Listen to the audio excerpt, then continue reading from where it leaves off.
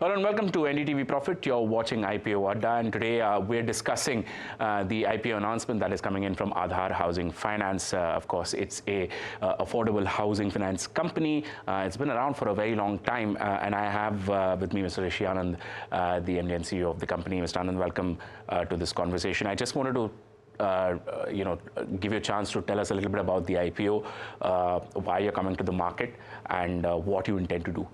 Just a short answer on that, sir. Great. Thank you. First of all, thank you so much for having us.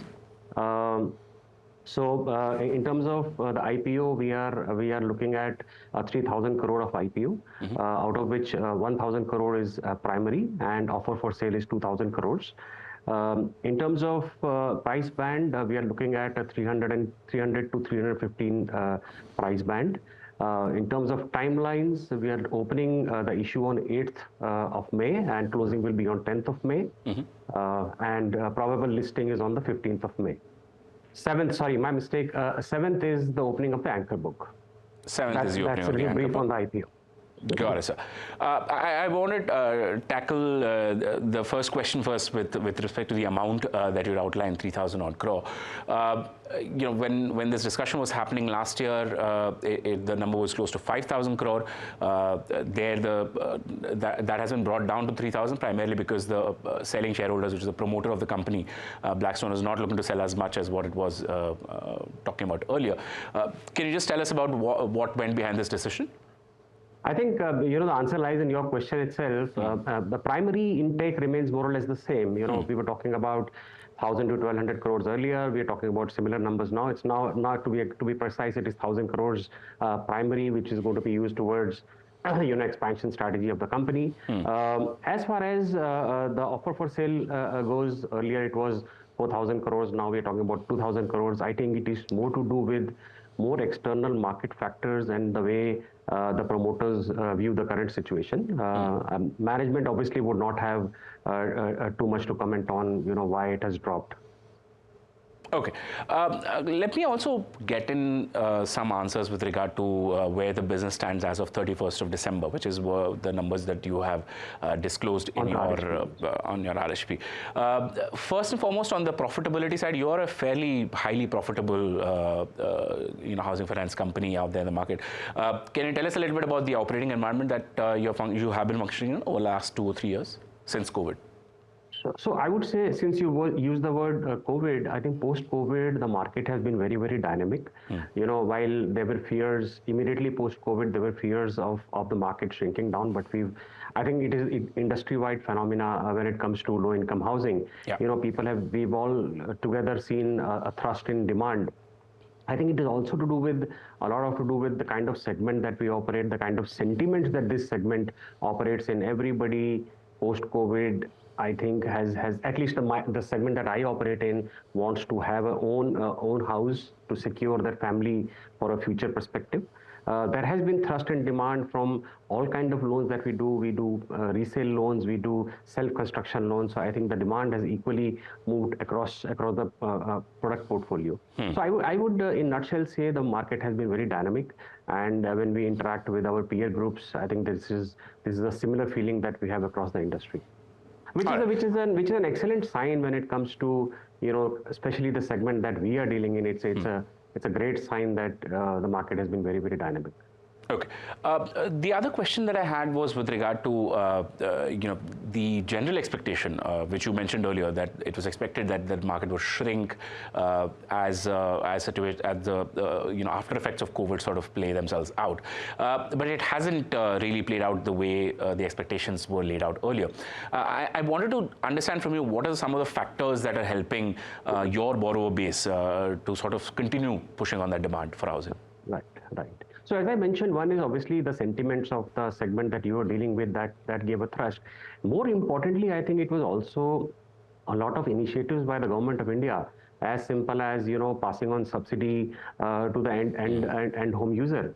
There was, if you recall, there used to be a scheme under the PMAY, which is Pradhan Mantri Awas Yojana, called the CLSS subsidy scheme. Yeah. That brought in a lot of thrust and impetus to, especially to people who were on the fence of deciding whether to go for a home or not. Typically, if I were to quote some numbers, let's say a person who's taking a 10 lakh loan and he gets a straight benefit of close to about 25%, 2.5 lakh rupees, 2.57 lakh rupees is adjusted towards the loan if he gets a subsidy.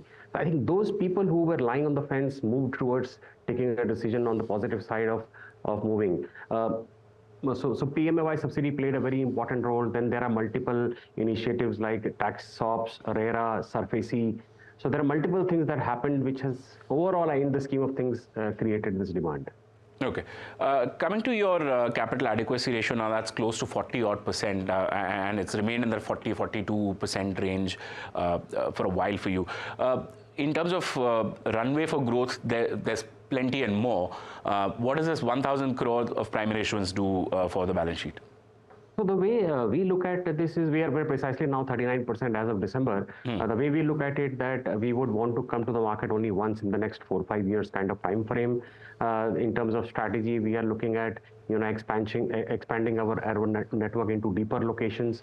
Primarily, the reason why we've come for this 1,000 crores, 750 crores is going to be used for our in-house business expansion. And when we say expansion, we use words like going deeper into larger states of the country. Yeah. So that's why we've come once in the next 5 years. The way we will look at it, we are not going to be hitting the market again.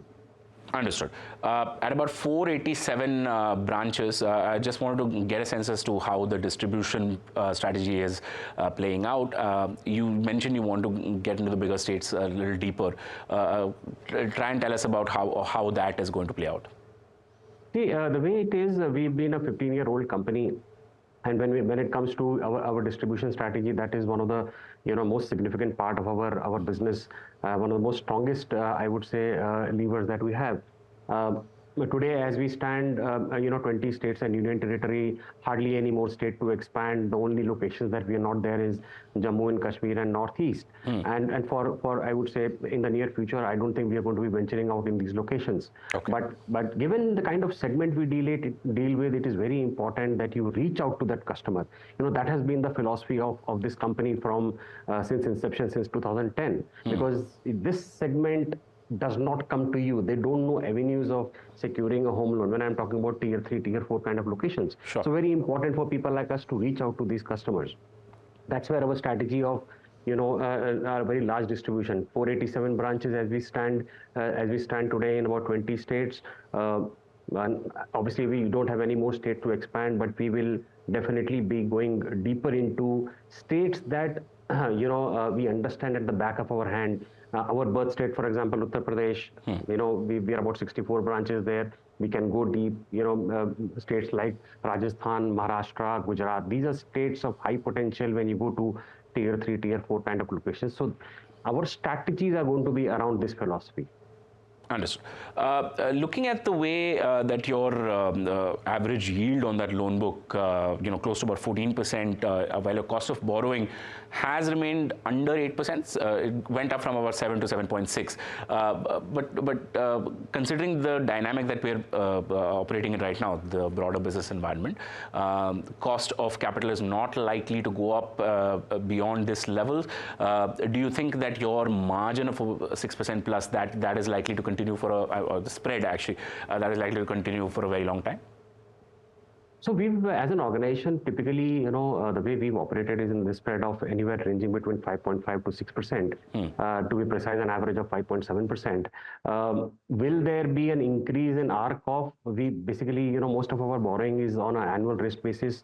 I would say in this quarter we might look at a 10 to 15 bips increase in the cost.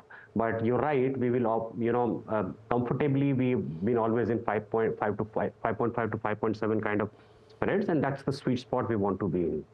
All right. Last couple of questions from my answer. The first one is with regard to your ideal customer and whether that has undergone any changes in the last few years. Who do you want to as you understand, you understand, we've been a focused low-income housing finance company, and when we talk about, so it is a very globally used word. So if I can, pin it down to what is the segment, we typically deal in economically weaker sections and lower income groups. That's why at the first place the company was formed. We continue with the DNA even today. If I were to give you some numbers, even today, as of December, 74% of my portfolio happens to be in the EWS LIG segment. Yeah. And that's my core segment. That's the segment I understand the best, and I would want to continue in that segment for years to come. All right. And the final question is with regard to the pricing. I just wanted to go back to the IPO discussion. 300 to 315, do you think that puts enough on the table for your average investor who's coming in, participating in this IPO, and also enough for your promoter who's looking to offload some shares? I would say yes to both the questions, and that's how it should be, to be fair to even the investors, if you're leaving something on the table for them to look at a futuristic perspective. That's how it happens, and I would maybe link it back to the business I am in. Today, if I am a seller of a property, I would feel this is the right price, and the buyer would feel X is the right price, and I would say Y is the right price. Somewhere in between is what eventually the deals happen. So that's how it is, and I would definitely say that there is more than sufficient for the investor on the table. All right, Mr. Anand, thank you so much for joining us on this conversation. It was a pleasure talking to you, sir, and all the best for your Thank you so much for having us. Bye-bye. Good day.